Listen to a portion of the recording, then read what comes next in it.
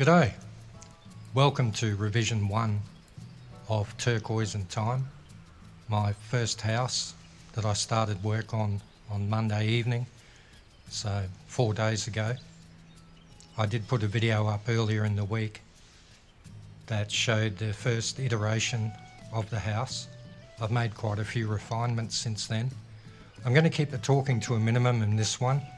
I think I talked way too much in the first video, which is on the channel if you want to check it out.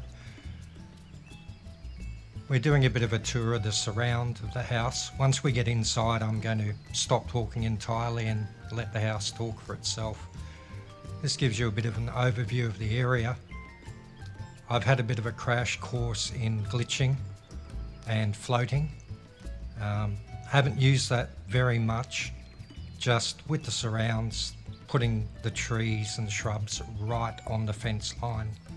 Some of the features, moving them right to the boundary, and on my back deck, floating the tree there so it wasn't hanging in my face while I was sitting in the chair. There's been some minor glitching inside the house now that I've got the hang of how to do that, but very, very minor, just to make optimal placement.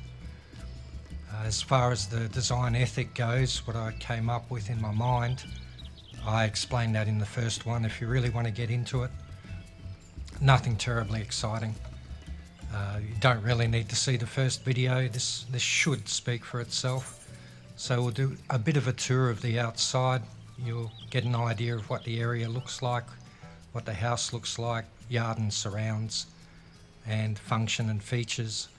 And then we're going to go into the house and I will let that do the talking. I've made a lot of small refinements, but I think they're significant ones that take the house into a slightly more realistic look on the inside. And a couple of silly little features I threw in there because I've got a quirky personality. I like a little bit of silliness. You'll spot them when we come across them. I think she's pretty much finished now.